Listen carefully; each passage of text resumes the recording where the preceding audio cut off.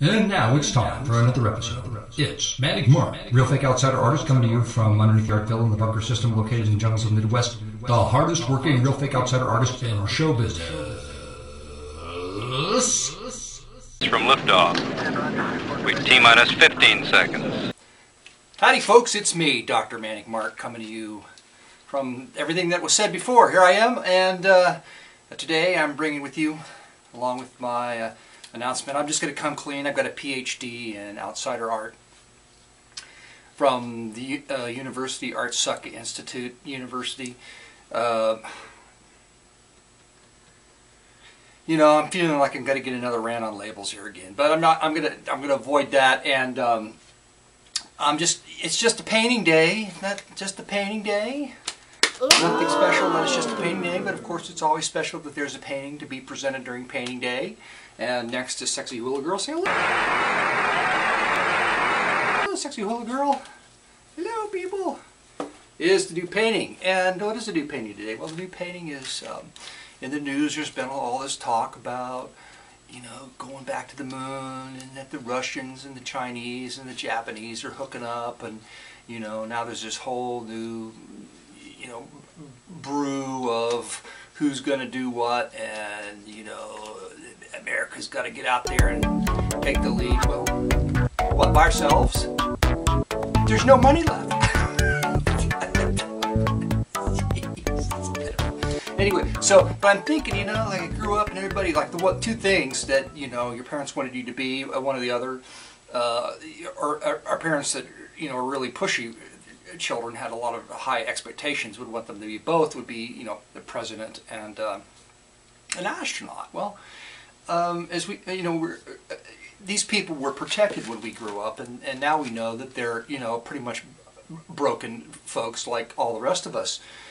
Which is, it's actually liberating to know that, you know, no matter how, you know, broken you are, you can still be president.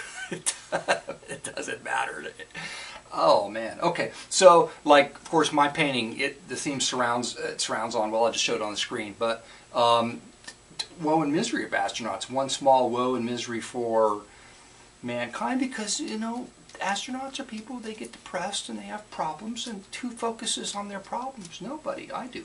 So, well, I will pick it up. In fact, it's another cardboard painting, and I have a stack of cardboard on the way. You know, I said I was going to buy triple weight cardboard, but that's pretty expensive. So this is actually pretty stable. So I'm getting like a stack of double weight cardboard in, and I'm really having fun with this. It's just like, you know, when you're cutting out pieces of wood, there's a certain kind of structure that you got to adhere to, and I think I was being hindered by that. And that doesn't mean I'm not going to give that up, because I'm not. But that I am going to give that up, not going to give that up, because I'm not going to give up what I'm not going to give up. That's right. But the cardboard painting, I look forward every morning getting up and doing a cardboard painting. So there you go. So anyway, well, basically what you got is your astronaut who's depressed, okay, and the things he has to deal with, which is fame. You know, how do you deal with fame? And, you know, top of his head's off, and there's this boiling cauldron of, like, how do I deal with all this stuff and all these problems, and the moon's coming out of that boiling. It's his memories, you know, of either going to the moon or he wants to go to the moon. It depends on, you know, how old the dude is or what he's been through. Booze, like heavy drinkers. I mean, I think that's pretty well established. And like being with fame, you know, comes like hot sex with good-looking women, because they're always after you. At least when I grew up, because, you know, astronauts were desirable.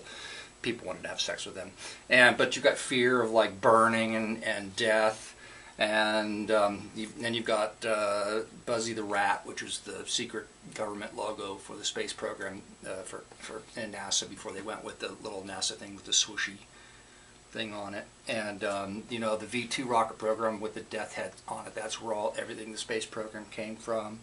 And aliens, of course, see, they come back from space and they're infected with alien viruses.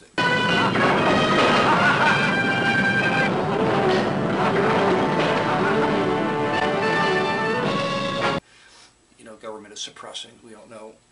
And as a PhD, I know this, so you can trust me. I know what I'm talking about here when I talk about this stuff.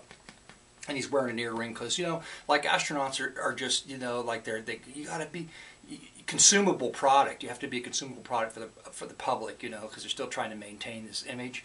But really, there's like a lot of freak astronauts, and they go home and they, you know, probably just put an earring on and pop a few pills or something like that.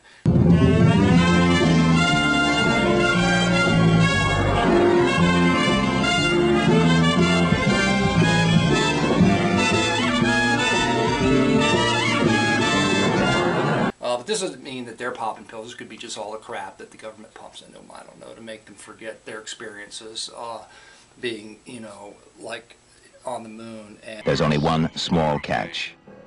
It never happened. It's all a lie. And being depressed, and there, it's like stuff like that. So there you go. One astronaut painting tribute to astronauts, and I hope you all like it, and come back again. Now what can I do with these gloves?